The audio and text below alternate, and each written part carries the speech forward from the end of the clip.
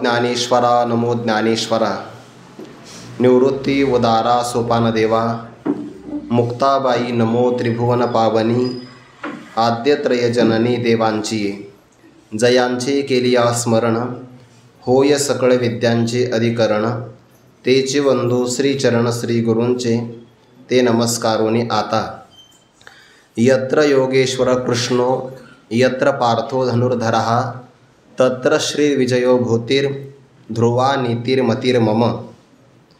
दुरितांचे तिमिर जावो, विश्वस्वधर्म सूर्य पाहो। जो जे वांछिल तो ते लाहो, प्राणी जात। कैवल्य साम्राज्य चक्रवर्ती विश्वमौली ज्ञानोबाराय सकल ब्रह्मनिष्ठ गुरुजनांच्या परमकृपेने श्री भगवती ज्ञानेश्वरीच्या अंतिम श्लोकाचं सारभूत चिंतन केल्यानंतर विश्वमौली ज्ञानोबारायांचं हृदय ज्यामध्ये प्रगट झालं, अशा पसायदानाचा आपण कालपासून विचार करत आहोत। काल आपण असा विचार केला की ज्ञानोबारायांचं हृदय म्हणजे या 9 ओव्यातून प्रगट झालेलं पसायदान आहे। किंवा संत महात्म्यांचं अंतकरण शब्दावरून आपल्याला कळता येतं, तरी जाणीजे झाड फुले का मानस जाणीजे बोले, भोगे जाणीजे केले पूर्वजन्मीचे। एखाद्या झाडाचं परीक्षण करायचं असेल तर आपल्याला फूल बघावं लागतं। एखाद्या व्यक्तीचं पूर्वजन्मातलं कर्म पाहायचं असेल तर वर्तमान काळातल्या भोगावरून कळतं। तसं व्यक्तीचं अंतकरण हे शब्दावरून कळत असतं। ज्या व्यक्तीचे शब्द ज्या योग्यतेचे असतात त्याची अंतकरणाची भूमिका तशा प्रकारचीच असते। ज्ञानोबारायांचं अंतकरण या पसायदानाच्या 9 ओव्यातून प्रगट झालेलं आहे। आणि म्हणून ज्ञानोबाराय म्हणतात की किंबहुना तुमचे केले धर्म कीर्तन हे सिद्धी नेले, येत माझे जी उरले पायिकपण। हे संपूर्ण ज्ञानेश्वरी ग्रंथ म्हणजे तुमचं अर्थात निवृत्तीनाथांचं धर्म कीर्तन आहे। ज्ञानेश्वरीला ज्ञानोबाराने दिलेलं नाव ते हे आहे की धर्म कीर्तन आहे, किंवा ऐसे श्री निवृत्तीनाथाचे गौरव आहे जे साचे, ग्रंथ नो हे कृपेचे वैभव तिये। त्यांच्या कृपेचं हे वैभव आहे, किंवा यालाच धर्म कीर्तन ज्ञानोबाराय असं म्हणतात। आणि हे सगळं धर्म कीर्तन आपल्याच कृपेने पूर्णत्वाला प्राप्त झालं। फक्त माझ्या ठिकाणी पायिकपणा किंवा सेवकपणा तेवढा शिल्लक राहिला। आणि या सेवकत्वाच्या भूमिकेतून ज्ञानोबाराय स्वामी श्री निवृत्तीनाथांकडे एक वर प्रार्थना मागतात। काल आपण असा विचार केला, विश्वात्मक देवाकडे विश्वमौली ज्ञानोबारायांनी विश्वाच्या कल्याणाकरता केलेली विश्व प्रार्थना म्हणजेच पसायदान आहे। सामान्य पुरुष संताकडे पाहत असताना सामान्यच नजरेनं पाहतात, पण साधकाने किंवा शिष्याने आपल्या श्री गुरुदेवाला ते 3.5 हाताच्या देहामध्ये आलेले आहेच, तेवढंच त्यांचं परिमाण आहे किंवा स्वरूप आहे असा विचार न करता त्यांच्या तात्विक रूपाला ग्रहण केलं पाहिजे। ज्ञानोबाराय असं म्हणतात, जर अनुभवाच्या भूमिकेतून विचार केला, एकेची ठाई बैसला परी सर्वत्र तोची गेला, हे असो विश्व जाहला अंगीची तो। जरी देहाने एका ठिकाणी विराजमान असतील, पण अनुभवाच्या भूमिकेतून जर विचार केला तर व्यापक परब्रह्माला जाणल्यानंतर जाणणारा व्यक्ती शिल्लक न राहता परब्रह्म स्वरूपालाच प्राप्त होतो। ज्ञानोबाराय म्हणतात ना, मग तो जीव हे भाष सरे, आब्रह्म परमात्म बोधे भरे। जीवत्वाची संकोचित व्याख्या संपून जाते आणि ब्रह्मस्वरूपाला ते प्राप्त होतात। अर्थात हे विश्वात्मक देव श्री गुरु निवृत्तीनाथ महाराजच आहे। त्यांच्या संबंधाने ज्ञानोबाराय म्हणतात की तुम्हाला प्रसन्न करण्यासाठी मी एक वाङ्मयीन यज्ञ केलेला आहे। येणे वाग्यज्ञ तोषावे। ज्ञानोबारायांचा हा यज्ञ निवृत्तीनाथांच्या कृपेकरताच आहे। किंबहुना मज तुमची या कृपा काज, ती लागी व्याज ग्रंथाचे केले। एरवी तरी साचोकारे, तुम्ही गीतार्थाचे सोयरे, जाणून गीता जीवसरे धरिली मिया। ज्ञानोबाराय 13व्या अध्यायामध्ये म्हणतात की निवृत्तीनाथ हा तुमचा आवडीचा विषय श्री भगवद्गीता आहे, आणि ती भगवद्गीता माझ्याकडे मी ठेवलेली आहे। जर तुम्हाला तुमची भगवद्गीता सोडून घ्यायची असेल तर तुमचं सर्वस्व मला द्यावं लागेल, आणि मग तुमची माझ्या ताब्यात असलेली भगवद्गीता तुम्हाला सोडून घेता येईल। जर कदाचित तुम्ही सर्वस्व दिलं नाही तर माझी पण उपेक्षा होईल आणि गीतेची सुद्धा उपेक्षाच होईल। जे सर्वस्व आपुले द्याल मग येते सोडवणे न्याल, म्हणून ग्रंथ नो हे ओल साचची हे। म्हणून हे ओल म्हणजे तारणच आहे। भाव असा की निवृत्तीनाथांना आवडणारी भगवद्गीताच आहे आणि त्या गीतेतून निवृत्तीनाथांची कृपा आपल्याला प्राप्त व्हावी याकरिताच ज्ञानोबांनी या ग्रंथाचा विस्तार केलेला आहे। ज्या व्यक्तीला जे आवडतं त्या व्यक्तीला ते प्रदान केलं की प्रसन्नता प्राप्त होत असते। तैसे स्वामीची या मनोभावा न चुकीजे हेची परमसेवा, एर तेगा पांडवा वाणिज्य करणे। अर्थात या वाघ यज्ञातून भगवत प्राप्तीकरता जेही कर्म केलं जातं ना त्याला आपण यज्ञ असंच म्हणतो आहे। जर तो महात्मा पायी चालत असेल तर त्याची ती तीर्थयात्रा आहे। तो विषयांचं सेवन करत असेल तर त्याची ती पूजाच आहे, किंवा तो बोलत असेल तर ती भगवंताची स्तुतीच आहे। भगवत प्रित्यर्थ केलं जाणारं सगळं कर्म यज्ञ या भूमिकेतच प्रगट होत असतं। भगवद्गीतेच्या 4थ्या अध्यायामध्ये जवळपास 12 प्रकारच्या यज्ञांचा विचार आलेला आहे। ब्रह्मार्पणम ब्रह्महवीर, ब्रह्माग्नो ब्रह्मणाहुतम, ब्रह्मैव तेन गंतव्यम ब्रह्मकर्म समाधिना, इथपासून या यज्ञाला प्रारंभ होतो। ज्ञानोबा म्हणतात यामध्ये शब्दी शब्द यदीजे तो वाघ यज्ञ म्हणजे, ज्ञानेज्ञेय गमीजे तो ज्ञानयज्ञ। यज्ञाचे प्रकार आले आहे। या सगळ्या यज्ञामध्ये ज्ञानयज्ञ सर्वात श्रेष्ठ आहे। सगळ्या यज्ञामध्ये श्रेयान द्रव्यमयाद यज्ञाच ज्ञानयज्ञ परंतप ज्ञाने कर्म परिसमाप्यते असं म्हटलं आहे की नाही। सगळ्या यज्ञामध्ये ज्ञानयज्ञ श्रेष्ठ आहे आणि म्हणून वाघयज्ञ जो झाला त्यातून आपण संतुष्ट व्हावं। तोषो निमज द्यावे पसाय दान हे, संतुष्ट होऊन आपण मला प्रसादाचं एक दान द्यावं।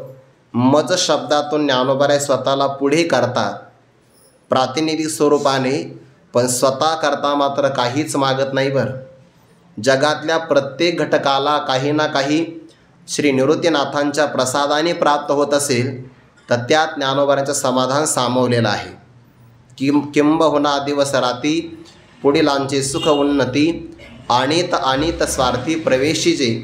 किंवा ज्ञानोबा दयेची व्याख्या सांगत असताना, पावो शीतळता लाही की ते डोळ्यांची लागी होये, तैसा परसुखे जाये सुखावत जो। पायाला शीतल स्पर्श प्राप्त झाला की त्याचा आनंद डोळ्याला होतो, तसं इतरांचं समाधान झालं की संतांना समाधान प्राप्त होतं। म्हणून पहिली मागणी मागितली आहे दुष्ट पुरुषांच्या करता, जे खळाचे व्यंकटे सांडो, तया सत्कर्मी रती वाढो, भूता परस्परे पडो। किंवा दुसरा एक पाठ आहे भूता परस्परे जडो मैत्र जीवाचे, असा पण काही ठिकाणी पाठ आहे। खळाचे व्यंकटी सांडो, खळ शब्दाचा अर्थ केला होता संस्कृत भाषेमध्ये त्याला खल म्हणतात, आणि धान्य जर त्याच्यामध्ये काढण केलं की त्याला उखळ म्हणतात मराठीमध्ये।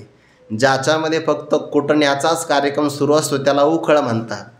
तसं जो व्यक्ती आयुष्यभर दुसऱ्यांची निंदाच करत राहतो, दुसऱ्यांच्या चरित्राचं फक्त कांडनच करत राहतो, त्या प्रवृत्तीला खळ असं म्हणतात। तैसा मने वाचा काये, भलतया दुःख देत जाये, स्वार्थ साधी तान पाहे पराचे हित।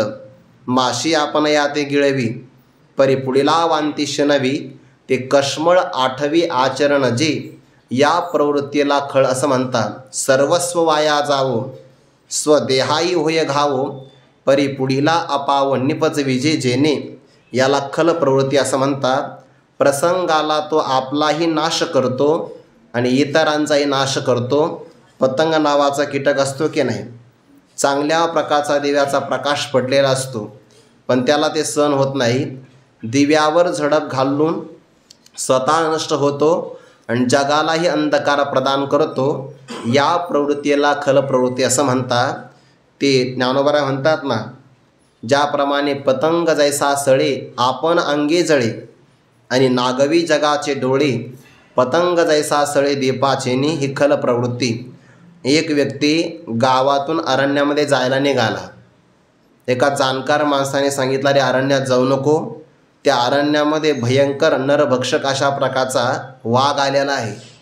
तो म्हणला तरी मी जाणार. म्हणे एवढा देहार उदार होऊ नको. स्वर्गीची अमर इच्छिता ती देवा, मृत्यूलोकी व्हावा जन्म आमा. त्यांनी प्रवचन सुरू केलं. म्हणे स्वर्गातले देवसुद्धा नरदेहाची अपेक्षा करतात आणि या नरदेहाला भक्षण करणारा व्याघ्र वाघ या अरण्यात आलेला, तू जातो कशाला? मी जाणार म्हणे. अरे आत्महत्या होईल, जाऊ नको. आणि आत्महत्येला कोणत्याही प्रकारचं शास्त्र प्रायश्चित्त सांगत नाही. ज्याला प्रायश्चित्त सांगावं तोच मेलेला आहे, सांगावं कोणाला? म्हणून आत्महत्या करणारा व्यक्ती दुसऱ्या क्षणामध्ये नरकाला जात असतो. दुसरी त्याला गती नाही, नरकाला जाणं एवढीच त्याची ठरलेली गती आहे. जाऊ नको, आत्मघात होईल, तरी मी जाणार. म्हणजे एवढा देहार का उदार झाला? तो म्हटला हे बघा उदार वगैरे काही नाही. मी जर अरण्यामध्ये गेलो तो वाघ मला खाईल आणि एकदा त्याला माणसाच्या रक्ताची चटक लागली तर त्या माणसाचं रक्त शोषण्याकरता दररोज तो गावात येईल. याकरता मी जाणार आहे. याला कल प्रवृत्ती असं म्हणतात. खळाचा नाश नाही करायचा, खलाची असणारी कुटिलपणा, वक्र स्वभाव, त्याची व्यंकटी, त्याचा परित्याग व्हावा. वृत्तीत बदल झाला तर कृतीत बदल होतो. खळाची व्यंकटी सांडली गेली, त्याग झाला की मग तया सत्कर्मी रती वाढो. त्याचं सत्कर्म परमात्म प्राप्तीकरता केलं जाणारं जे कर्म, त्या कर्मात रती म्हणजे प्रेम हे वाढत जावं. बरं, जर आज तो काल आपण विचार केला 10 तुळशीच्या माळा घेऊन प्रभूचं नामस्मरण करत असेल तर यामध्ये त्याचं प्रेम वाढलं पाहिजे. जर प्रेम वाढलं तर परमार्थामध्ये प्रगती आहे. नाहीतर कालच्यापेक्षा जर आपलं प्रेम घटलं तर आपल्या परमार्थामध्ये काहीतरी छिद्र आहे की ज्यामुळे केलेला परमार्थ निघून जातो आहे. प्रतिक्षणम वर्धमानम हे जीवनामध्ये झालं पाहिजे. वर्षा काळी सरिता जैसे चढो लागे पंडसुता, तैसे नीच नवी भजता श्रद्धा दिसे. सत्कर्मी रती वाढो. आणि सगळ्या प्राणीमात्रांचं, बरं फक्त मानव मात्राचंच नाही आहे, इथे भूत शब्द वापरला आहे. भूभवती त्याचं ते भूतकाल धातुसाधूत विशेषण आहे. ज्यांची निर्मिती होते त्याला भूत असं म्हणतात. मग 84 लाख योनीमध्ये जन्माला आलेले सगळे जीव त्यांना भूतत्व या भूमिकेमध्ये ग्रहण करून या सगळ्यांचं परस्परामध्ये प्रेम राहिलं पाहिजे. मानवामध्ये प्रेम असावं. तो कोणत्या संप्रदायातला आहे, कोणत्या जाती धर्मातला आहे याचा विचार न करता त्याच्यामध्ये फक्त माझ्या परमात्म्याचा अंश आहे या भूमिकेतून सर्वांचं परस्परामध्ये प्रेम निर्माण व्हावं. म्हणजे आपल्यापासून कोणत्याही जीवाचा मत्सर घडू नये. कोणाही जीवाचा न घडावा मत्सर. हे वर्म सर्वेश्वर पूजनाचे. सगळ्या ईश्वराच्या पूजनाचं हे वर्म आहे की कोणाचाही मत्सर आपल्या जीवनामध्ये निर्माण होऊ नये. अद्वेष्टा सर्वभूतानां मैत्रः करुण एवच निर्ममो निरहंकारः समदुःख सुखक्षमी. सगळ्यामध्ये परस्परामध्ये प्रेम निर्माण व्हावं. भागवतातला काल आपण एक श्लोक पाहिला होता. जर आपल्यापेक्षा एखादा व्यक्ती गुणाने अधिक असेल तर त्याचे अधिक गुण पाहून आपल्याला आनंद वाटावा. आपल्यापेक्षा एखाद्याचे गुण कमी असेल तर त्यावर आपण दया करावी. आणि समान गुणाचा व्यक्ती असेल तर त्याच्याशी आपण मैत्री करावी. अशा 3 प्रकारचं आचरण करत असेल तर त्या व्यक्तीला जीवनामध्ये कधीही दुःख भोगावं लागत नाही. इथपर्यंत आपण विचार केला. आता ज्ञानोबराय सगळ्या प्राणीमात्राकरता पुन्हा एक वर याचना करतात. दुरिताचे तिमिर जावो, विश्व स्वधर्म सूर्य पाहो, जो जे वांछिल तो ते लाहो, प्राणी जात. जात म्हणजे समूह. आकाशामध्ये सूर्याचा प्रकाश मिळाला की ज्ञानोबराय म्हणतात जैसी पूर्व दिशेच्या रावळी, उदया येताची सूर्य दिवाळी, की एरीही दिशा तिची काळी, काळीमा नाही. किंवा सूर्य अधिष्ठिली प्राची, जगा राणीवदे प्रकाशाची, तैसे वाचा श्रुतया ज्ञानाची दिवाळी करी. सूर्याचा उदय झाला की प्रकाशाची प्राप्ती होते, यालाच दिवाळी असं म्हणतात. पण सूर्याचा उदय झाल्यानंतर जर त्यावर ढगांचा पडदा आला तर प्रकाशाची प्राप्ती होत नाही. हा झाला लौकिक सूर्याचा दृष्टांत. तसं मनुष्य देहामध्ये आलेल्या प्राणीमात्राला सगळ्या प्रकारच्या भोगांची अनुकूलता जर संपादन करायची असेल तर त्याला आश्रय आहे स्वधर्माचा. या स्वधर्माचं महत्त्व काय असेल तर आपण 3ऱ्या अध्यायामध्ये पाहिलं पाहिजे. ज्ञानोबा म्हणतात, स्वधर्म जो बापा तोचे नित्य यज्ञ जानपा, म्हणून वर्तता तेथ पापा संचार नाही. स्वधर्माचं आपण परिपालन केलं तर पापाचा संचार होत नाही. ब्रह्मदेवाने या सृष्टीला निर्माण केलं आणि सगळे प्राणी मात्र ब्रह्मदेवाकडे गेल्यानंतर म्हणू लागले, प्रभो आपण आम्हाला निर्माण केलंय पण आम्हाला आश्रय कशाचा आहे. प्रजीविनिविला ब्रह्मा देवा येथ आश्रयो काय आम्हा, तव तो म्हणे कमळ जन्मा भूतां प्रती, तुम्हा वर्ण विशेष वशे, आम्ही हा स्वधर्म विहिला असे, याते उपासा मग आपैसे पुरती काम. तुम्हाला प्रत्येकाला वर्ण ब्राह्मण क्षत्रिय वैश्य आणि शूद्र हे वर्ण आहे. त्यानंतर ब्रह्मचर्य गृहस्थ वानप्रस्थ आणि संन्यास हे 4 प्रकारचे आश्रम आहे. या वर्णाला आणि आश्रमाला अनुसरून प्रत्येकाला आम्ही कर्म सांगितलेलं आहे. ज्या व्यक्तीच्या वाट्याला जे कर्म आलं त्या कर्माचं त्याने अनुसरण करावं. जीवनातल्या सगळ्या कामना पूर्ण होतील, सगळ्या कामना. म्हणून स्वधर्म एक प्रकारचा यज्ञ आहे बघा. स्वधर्म रूप मख हाची सेव्य तुम्हा एक, ऐसे सत्य लोक नायक बोलता झाला. जर तुम्ही स्वधर्माचं अनुष्ठान करत असाल, त्याला प्राधान्य देत असाल, बाकीची तुम्ही साधना केली नाही तरी चालेल. म्हणून भगवान तिथं असं म्हणतात, तुम्ही व्रत नियमन करावे, शरीराते न पिळावे, दुरीकेही न वचावे, तीर्थासिगा योगादिके साधने, साकांक्ष आराधने, मंत्रयंत्र विधाने झनी करा, तुम्ही देवतांतरा न भजावे. हे सर्वथा काही न करावे पण स्वधर्माचं मात्र अनुष्ठान करावं. बरं, एखादा व्यक्ती तीर्थयात्रेलाही जात नाही आणि स्वधर्माचं अनुष्ठानही करत नाही तर त्याच्याकरता यावव्या नाही. यातलं तात्पर्य असं आहे की स्वधर्माचं अनुष्ठान करत असाल तर सगळ्या कामना तुमच्या पूर्ण होतील. तुम्ही स्वधर्माते भजाल देव तुम्हा तुष्टतील, तरी कामधेनु हा होईल. मग प्रजा हो न संडील तुम ते कदा. स्वधर्माची जर तुम्ही सेवा कराल म्हणजे काय, वाट्याला आलेलं कर्म प्रामाणिकपणाने करायचं, ईश्वरार्पण बुद्धीनं करायचं आणि त्यामध्ये कोणत्याही प्रकारची अपेक्षा करायची नाही. स्वधर्माचं अनुष्ठान करत असाल तर स्वधर्म कामधेनु होईल आणि प्रजा हो तुम्हाला हा स्वधर्म कधीही सोडणार नाही. बरं, जर तुम्ही मनामध्ये अपेक्षा केली सगळ्या प्रकारच्या अपेक्षा पूर्ण होतील, ते तर तुम्ही जे करू म्हणाल ते आपैसे सिद्धी जाईल. वांछितही पावेल मानसीचे, तुम्ही आज्ञापक होवाल हे सगळं सामर्थ्य प्राप्त होईल. ज्याप्रमाणे ऋतुपतीच्या द्वारामध्ये म्हणजे वसंत ऋतूच्या आगमनामध्ये सगळ्या अरण्याला वनश्री प्राप्त होते, तैसे दैवची मूर्तिमंत येईल देखा काढत, जरी स्वधर्मैक निरत वर्ताल बापा, ऐसे समस्त भोग भरित होवाल तुम्ही अनार्थ. असंच आहे का, स्वधर्मैक निरत वर्ताल बापा. जर स्वधर्माचं एक रूपाने अनुष्ठान करत असाल तर तुम्हाला भाग्याचा शोध घेण्याची गरज नाही.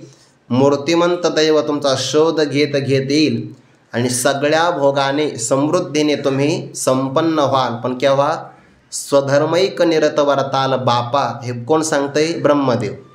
सगळ्या प्रजेला उपदेश केला की फक्त स्वधर्माचं अनुष्ठान करायचं, सगळ्या प्रकारची भोग समृद्धी आपोआप तुम्हाला प्राप्त होईल. आणि ती समृद्धी प्राप्त झाल्यानंतर मग आपल्या जीवनामध्ये गुरु गोत्र अग्नी पूजी अवसरे भजे द्विजी निमित्तादिकी यजी पितरोद्देशे. आता पितृपक्ष सुरू झाला आहे बघा.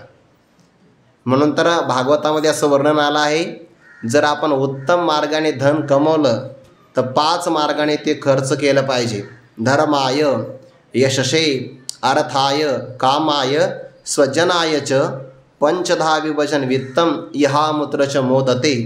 त्याने आपल्याला मिळालेलं धन त्याचे 5 भाग करावे. पहिला भाग आहे धर्माकरता, दुसरा यशाकरता, तिसरा अर्थार्जनासाठी, चौथा भाग स्वतःकरता आणि 5वा भाग नातेवाईकांच्या करता. असं जर केलं तर त्याच्या धनाचं रक्षण होतं आणि वृद्धी होते. पण जर हे न करता एखादा व्यक्ती, ज्ञानोबा म्हणतात बघा, जर तो अग्नी न करील देवता पूजन, प्राप्त वेळे भोजन ब्राह्मणाचे, हा अग्निमुखी हवन न करील देवता पूजन, प्राप्त वेळे भोजन ब्राह्मणाचे, विमुख होईल गुरुभक्ती, आदर निदिल अतिथी संतोष, आदर न करील अतिथी संतोष निदिल ज्ञाती आपुलिये. तर ऐसा स्वधर्म क्रियारहितो आथिलेपणे प्रमोतो होईल भोगासक्तो. असा जर कोणी होईल, केवळ भोगासक्त होईल जो, तया मग अपाव थोर आहे. जेने ते हातीचे सकळ जाये, देखा प्राप्त ही न लाहे भोग भोगू. जसं गतायुष्य शरीरामध्ये चैतन्य वास करत नाही, तसं एखादा स्वधर्माने श्रीमंती प्राप्त झाली आणि विनियोग चांगला करत नसेल तर त्याला प्राप्तही भोगाचा भोग घेता येत नाही. ज्याप्रमाणे स्वधर्म जरी लोपला, सर्व सुखाचा थारा मोडला, दीपासवे हरपला प्रकाश जाय. इतकं स्वधर्माचं महत्त्व आहे बघा. जीवनामध्ये सगळ्यांना अपेक्षित कामना आहे, पण स्वधर्माचा अनुष्ठान करण्यामध्ये प्रमाद आहे. म्हणून ज्ञानोबा म्हणतात, विश्वाला स्वधर्म नावाचा सूर्य उदयाला यावा, आणि त्या सूर्याच्या आड स्वधर्म करण्यामध्ये जो प्रमाद होतो, याकरता जे पाप त्याला आडवं येतं ना, म्हणून दुरित म्हणतात त्याला. दुरित म्हणजे पाप, आणि पापाचा तिमिर म्हणजे अंधकार. पापाचा अंधकार जीवनातून जावा आणि संपूर्ण विश्वाला स्वधर्म सूर्यांचा त्यांच्या जीवनामध्ये उदय व्हावा. आणि एकदा स्वधर्माचं अनुष्ठान केलं की मग धर्माचा अधिष्ठान ज्याला आहे, ज्याच्या अंतकरणाची खलप्रवृत्ती नष्ट झाली आहे, सत्कर्मामध्ये प्रेम वाढलेलं आहे, पापाचा अंधकार निवृत्त झाला आहे आणि स्वधर्म सूर्य जीवनामध्ये उदयाला आला, मग अशा व्यक्तीने जो जे वांछील तो ते लाहो प्राणी जातं बरं. नाहीतर मग एखादा व्यक्ती म्हणेल, नाही माझी अपेक्षा आहे की याचं वाटोळं व्हावं. तसं नाही आहे, कारण त्याची इच्छा तीच आहे की नाही, पण तशी अपेक्षा नाही आहे. अगोदर सगळ्या बाबतीत तो तयार झाला पाहिजे. कोणती अपेक्षा आहे? दुरित शब्दाचा एक अर्थ फार गोडी शब्दकोशामध्ये. दुरितम म्हणजेच काय? दुष्टम हितम गमनम नरकादी स्थान प्राप्ती यस्मात दुरितम असा त्याचा अर्थ आला आहे. ज्याच्यामध्ये दुष्ट ठिकाणाला जाण्याकरता योग येतो त्याला म्हणतात दुरित. दु म्हणजे दुष्टम आणि हितम नाम गमनम. दुष्ट ठिकाणी जाण्याचा प्रसंग प्राप्त होतो, नरकादिकांची प्राप्ती होते, त्याला म्हणतात दुरित.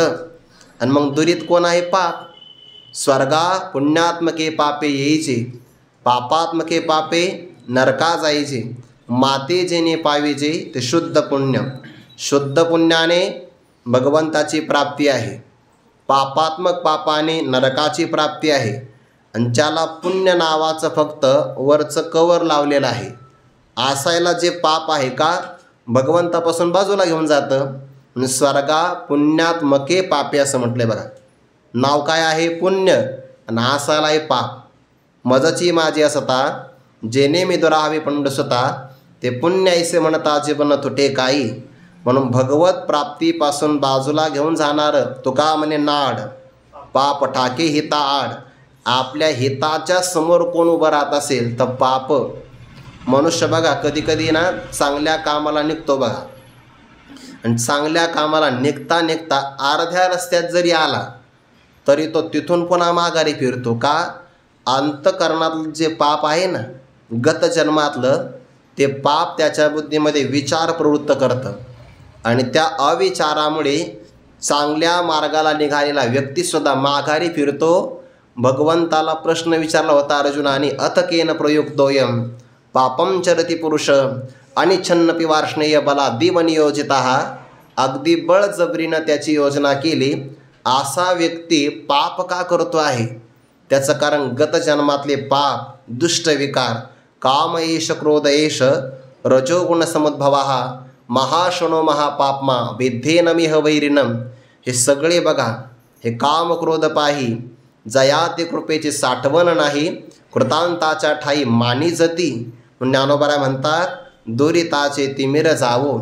दुष्ट असणाऱ्या पापाचं अंधकार सगळ्या प्राणीमात्रांचा नाहीसा व्हावा आणि संपूर्ण विश्व स्वधर्म सूर्ये, आपल्या वाट्याला आलेलं आपलं कर्म त्याला म्हणतात स्वधर्म, आणि या सूर्याचा त्यांच्या जीवनामध्ये उदय प्राप्त व्हावा.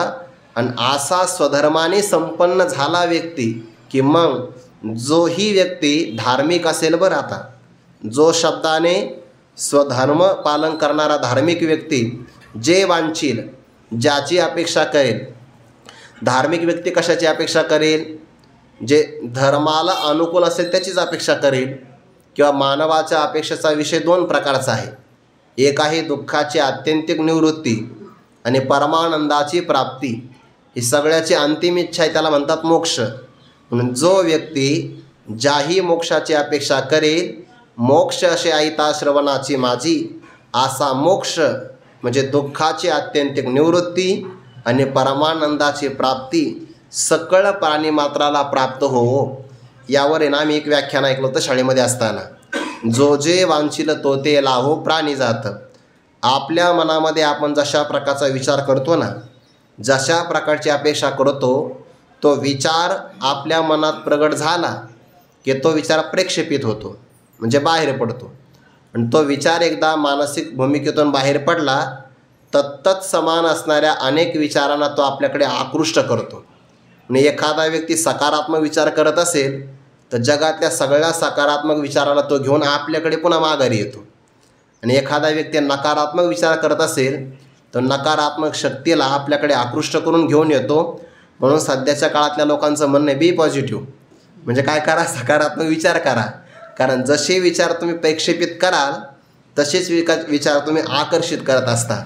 जो जे वांछील तो ते लाहो प्राणी जात. आणि सगळ्या प्राणीमात्रांच्या सगळ्याच अपेक्षा पूर्ण करायच्या असेल तर सगळ्या अपेक्षा फक्त एकच व्यक्तिमत्व पूर्ण करू शकतं. त्या व्यक्तिमत्वाला म्हणतात सज्जन किंवा संत.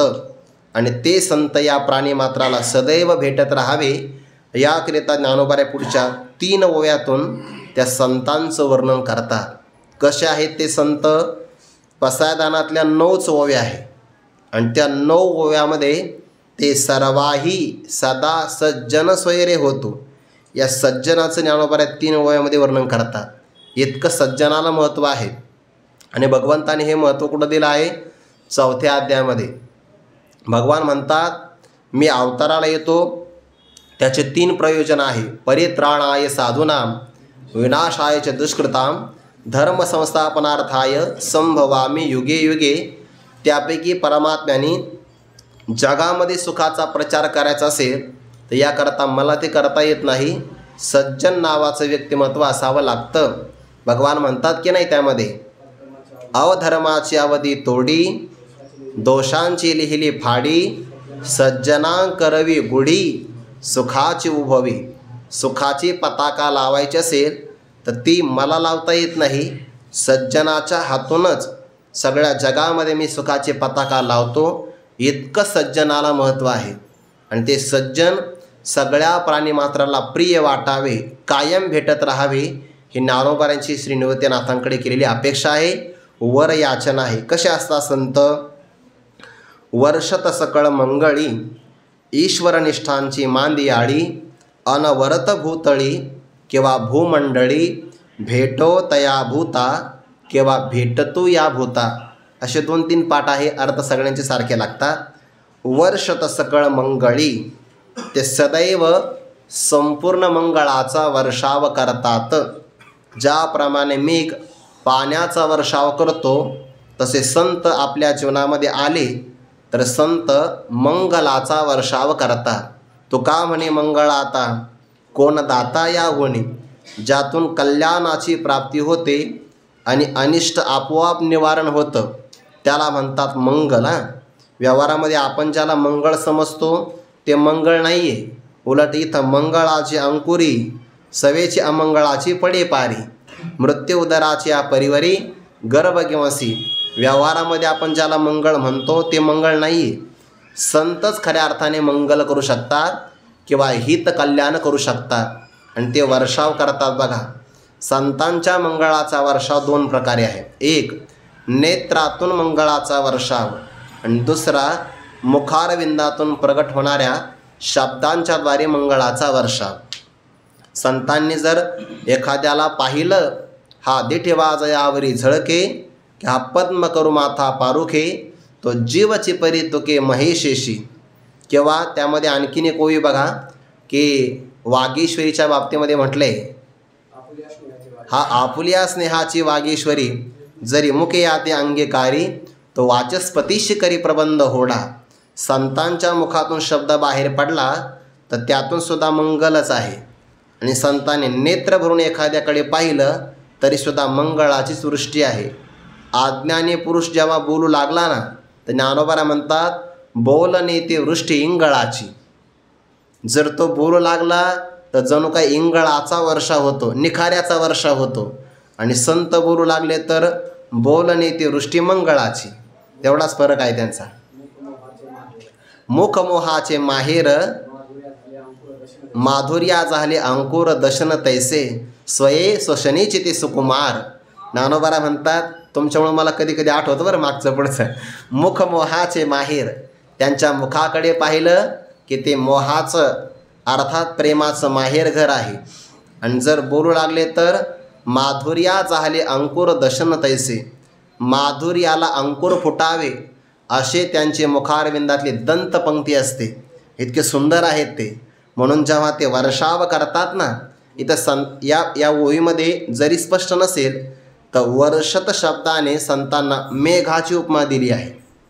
कारण वर्षाव मेघच करत असतो म्हणून वर्षत सकळ मंगळी. पण या मेघात आणि या मेघात फरक आहे बरं. हा मेघ उदार आहे, परिओसरे, म्हणून उपमेसी न पुरे. पण संत नावाचा, संतांना इथंही मेघ म्हटलं आणि देवाला दुसऱ्या अध्यायामध्ये मेघ म्हटलंय. मनोनी सहजे सुनीळ, कृपामृते सजळ, तो ओळला श्री गोपाळ महामेघ. आणि तो महामेघ अर्जुनावर वरसला.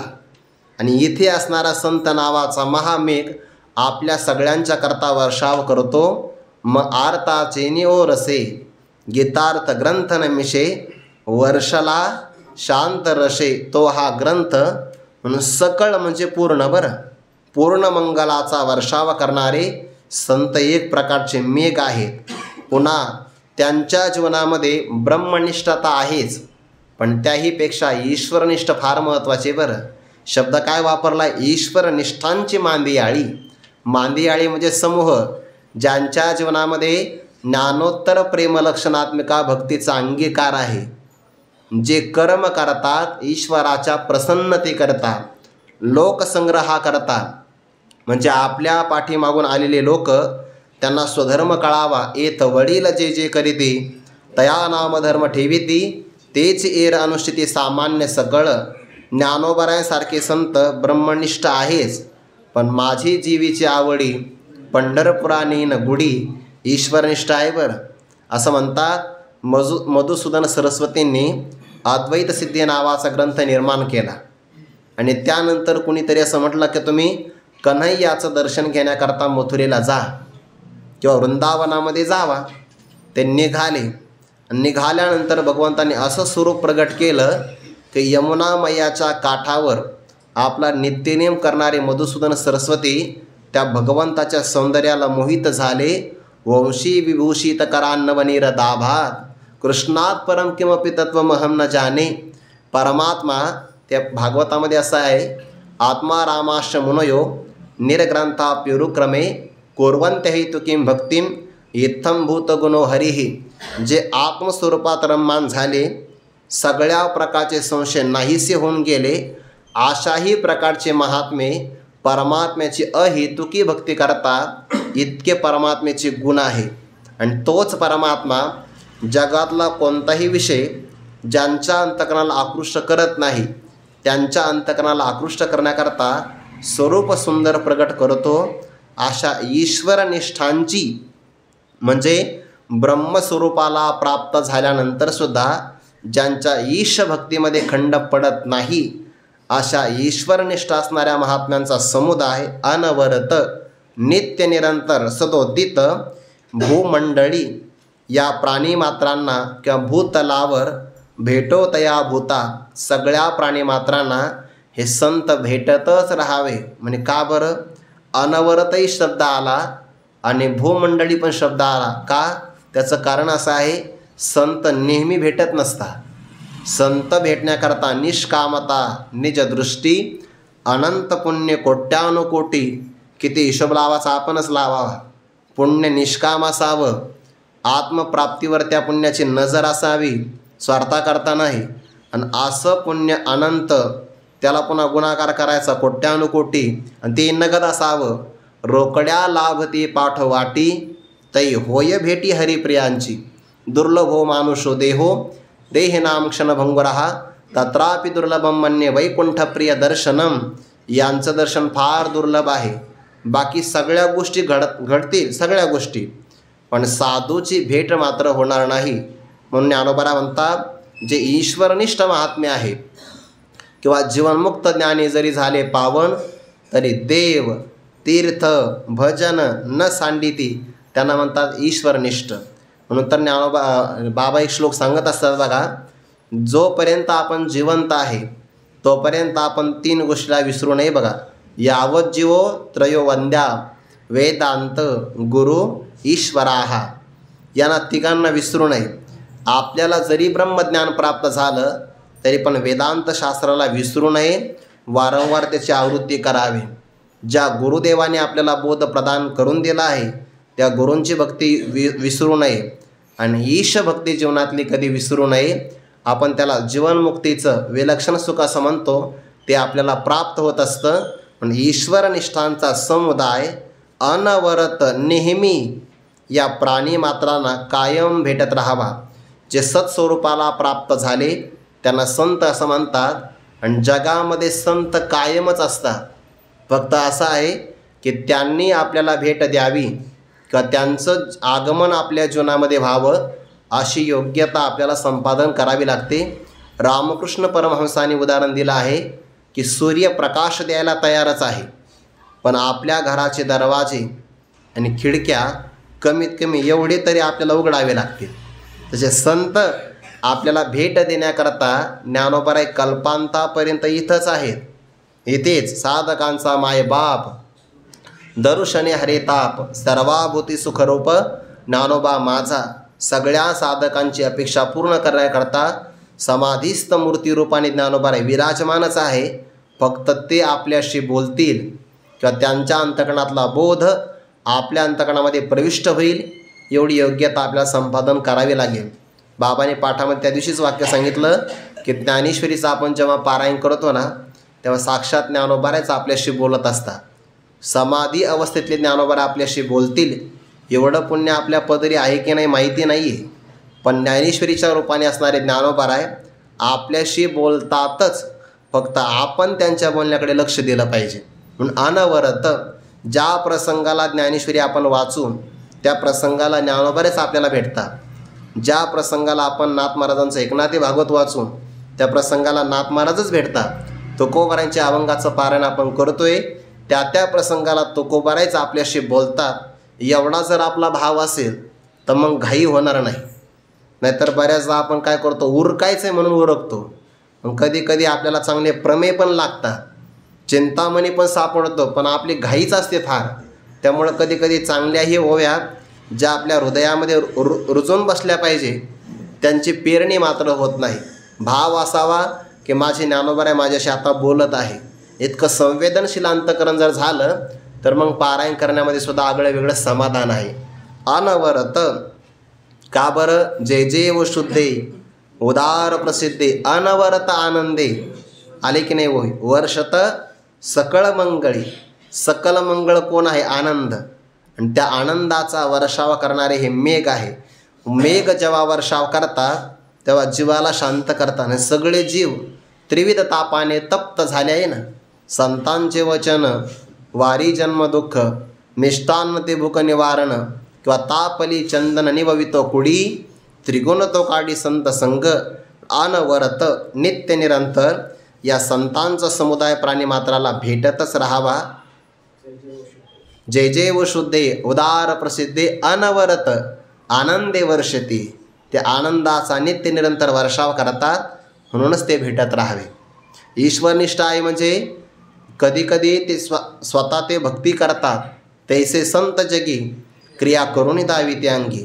आणि ईश्वरनिष्ठ व्यक्ती जर असेल ना तर सहसा परमार्थामध्ये त्याचं पाऊल चुकत नाही बघा. कारण त्याला कायम आधार असतो की माझ्या विठोबाचा कैसा प्रेमभाव, आपणची देव होय गुरु, यस्य देवे पराभक्ती, यथा देवे तथा गुरु, तस्य ते कथिता ह्यर्था प्रकाशन्ते महात्मनः. म्हणून ईश्वरनिष्ठ शब्द वापरला. ईश्वरनिष्ठांची ईश्वर शब्द ब्रह्मवाचक व बऱ्याच ठिकाणी येतो किंवा ब्रह्म शब्द हा ईश्वरवाचकही येतो. प्रसंगाला आपण घेऊ शकतो. ब्रह्मनिष्ठ महात्मा ही जीवाला भेटलाच पाहिजे, कारण त्याशिवाय श्रोत्रिय ब्रह्मनिष्ठ आणि कृपाळू साधकाला हे महात्मे भेटावे. आणि एकदा त्याला बोध प्राप्त झाला की त्यानं बाकीचं काही करण्यापेक्षा भक्ती करावी, पण ईश्वरनिष्ठ महात्मा भेटावा. दोन्ही पदाचे पण अर्थ लागतात बरं या ओळीमध्ये. ब्रह्मनिष्ठ अर्थ घेतला तरी परिपूर्ण बोध आहे, आणि ईश्वरनिष्ठ असा अर्थ घेतला तर कर्मे ईशो भजावा या अर्थाने ईश भक्तीसुद्धा महत्त्वाची आहे. म्हणजे भक्ती आणि ज्ञान समन्वयाने जीवन ज्यांचं आहे असे महात्मे सगळ्या लोकांना कायम भेटत राहावे असा अर्थ. वर्षत सकळ मंगळी ईश्वरनिष्ठांची मांदियाळी, अनवरत भूतळी किंवा अनवरत भूमंडळी, भेटो तया भूता. प्राणीमात्रांचं एवढं पुण्य नाही आहे, पण संतांची दया फार मोठी आहे ना, म्हणून संतांनीच त्यांना भेट देत राहावं. कारण जीवाकडे एवढं काही पुण्य नाही आहे की त्यांनी संताकडे यावं. मग संतांनी काय करावं, भेटत राहावं. म्हणून आपल्याकडे ना साधू महापुरुषांचं जीवन सांगत असताना साधूने विचरण करत राहावं. त्याला परिव्राजक असं म्हणतात. त्याने फिरत राहावं. संत महात्म्याने बरं, साधकाने फिरू नये. साधक नाही, साधक फिरला की मग फिरलाच, त्याच्यासाठी नाही आहे. संतांनी फिरत राहावं. भगवान भवतो यात्रा स्वस्तये सर्व देहे नाम. नारदजींचं आगमन झालं वसुदेवांच्या घरी, तेव्हा हा शब्द वापरला की प्रभो आपली यात्रा भगवान भवतो यात्रा स्वस्तये, सगळ्यांचं कल्याण करण्यासाठी आहे. म्हणून संत महात्म्याने फिरत राहावं. संत महात्मा फिरला तर आसक्ती राहत नसते, नाहीतर एका जागेत राहिलं तर मग आश्रमाची आसक्ती होत असते. म्हणून फिरत राहावं. वाहिलेलं पाणी फिरणारा साधू शुद्ध राहत असतो. साधूंच्या करता बरं, साधकांकरणे, साधकांनी एकाच ठिकाणी साधना करावी. वर्षत सकळ मंगळी ईश्वरनिष्ठांची मांदियाळी, मांदियाळी म्हणजे समूह, अनवरत सदोदित भूतळे भेटो तया भूता. कसे असतात ते, चला कल्पतरुण, चला नाही बरं, चला, चल शब्द आहे. चल म्हणजे काय, चालणारे, चला म्हणजे निघा असा अर्थ आहे ना. चला कल्पतरूंचे आरव, चेतना चिंतामणीचे गाव, बोलतीचे अर्णव पियुषांचे, चंद्रमेचे अलांछन, मार्तंडचे तापहीन, ते सर्वाई सदा सज्जन सोयरे होतो. शब्द कसे बघा, ते सज्जन, ज्यांचं वर्णन आता 2-3 ओळ्यामध्ये केलं आहे. ते सज्जन सदा नेहमी सर्वाही सर्व प्राणीमात्रांना सोयरे होतो, प्रिय वाटावेत. म्हणजे सगळ्या प्राणीमात्रांना कायमच संतावरचं प्रेम वाढत जावं, प्रेम प्राप्त व्हावं.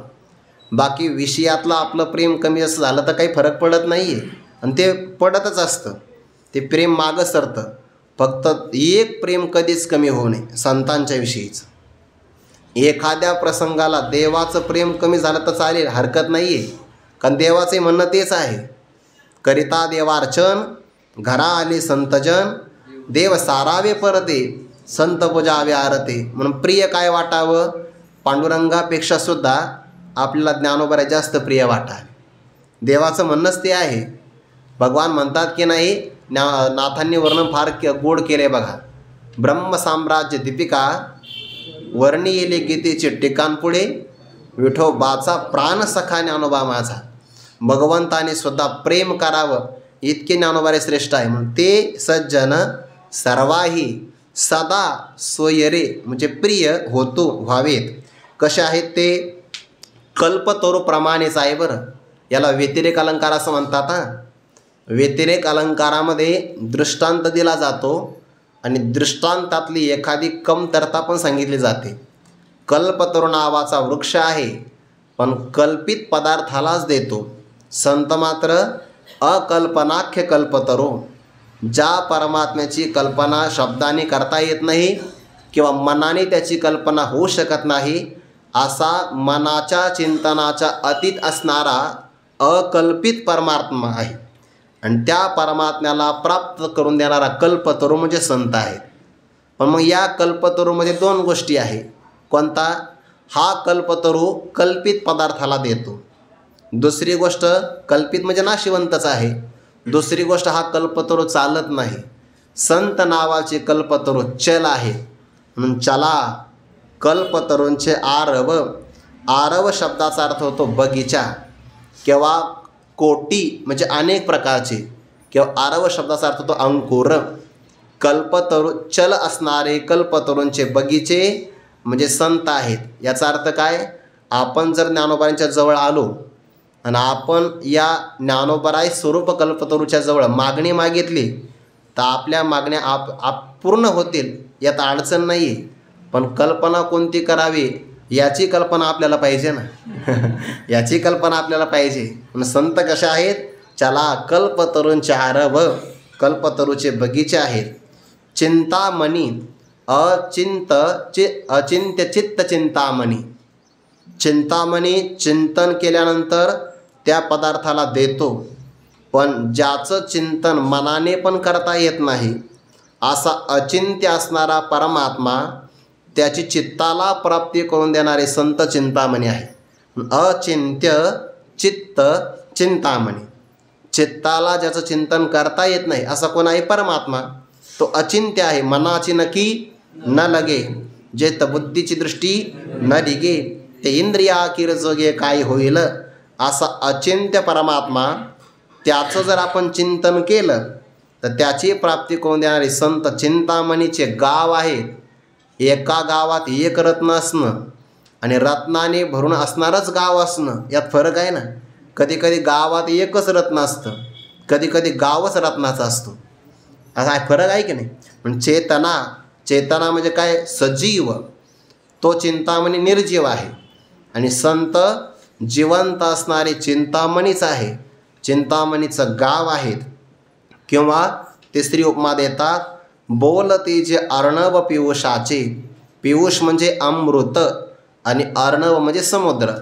हा समुद्र खारट आहे, यात पाणी आहे, आणि हा समुद्र उसळतो, लाटा निर्माण करतो, पण बोलत नाही. संत मात्र अमृताचे समुद्र आहे बरं. साच आणि मवाळ, मितुले आणि रसाळ, शब्द जैसे कल्लोळ, अमृताचे आले मुखावाटे, अमृत वचने, जे अत्यंत मधुर आहे, स्वर्गातल्या अमृताला मागं टाकणारी. माझा मराठाची बोल कौतुके, अमृतातेही पैजा जिंके, ऐसे अक्षर रसिके मेळविन. म्हणून अमृतापेक्षा गोड आहे. आणि दुसरा अर्थ, अमृतत्वाची प्राप्ती करून देणारे ते वचन आहे. अमृतत्वाची प्राप्ती संत करून देतात, म्हणून पियुषाचे अशी उपमा दिली. बोलते जे अर्णव पियुषाचे, अमृताचे समुद्र, आणि तेही आपल्याशी संवाद साधणारे. म्हणजे या ओळीमध्ये चेतन चालणारी ती कल्पतरू आहेत, जिवंत चिंतामणीचं गाव आहे, आणि अमृताचा बोलणारा समुद्र संत आहेत. आणखीन दोन उपमा त्यांना देतात. मागच्या ओळीमध्ये एक दिली बरं, मेघाची. या ओळीमध्ये कल्पतरू, चिंतामणी आणि समुद्र अशा तीन दिल्या. आणि पुढच्या ओळीमध्ये दोन उपमा देतात. चंद्र मेजे आलांछन, शीतल करण्याच्या बाबतीमध्ये चंद्राप्रमाणेच आहे, पण या चंद्रात आणि संत स्वरूप चंद्रामध्ये फरक आहे. वरच्या चंद्राला कलाची घट आहे, त्याला कलंक लागलेला आहे. संतांना मात्र घट कधीच नाही आहे. आणि नमो ज्ञानेश्वरा निष्कलंका किंवा जय जय देव निर्मळ, लांछन कोणतंच नाही बघा. या चंद्राला शीतलता आहे, पण लांछन आहे. संत चंद्र असताना निष्कलंक चंद्र आहे. चंद्र मेजे अलांछन, सूर्याप्रमाणे तेजस्वी आहे, कोण पाहे तयाकडे. वैकुंठवासी गुरुवारे घुले बाबांचे ना, बाबा वेळ वाया घालवत नसायचे. त्यांच्या त्या खोलीमध्ये जायची हिंमत कोणाचीच नसायची. पाठ झाला की लगेच पारायण सुरू, नामजप करायचे किंवा पारायण करायचे. आणि बाबांच्या डोळ्याशी डोळा भिडवावा अशी हिंमत कोणाचीच नसायची. बाबाने असं वर काय बुवा बुवा निघालाच लगे, बसत नसायचं कोणी. एखादा व्यक्ती आला तो चौकशी करायचा आणि तो बसायला असं अगदी हातपाय सावरून बसणार. बाबा म्हणायचे या मग आता बसू नाही. आता मज पाशे नका वधो प्रपंचाच्या विषयी. तेजस्वी डोळे होते, कोण पाहे तयाकडे.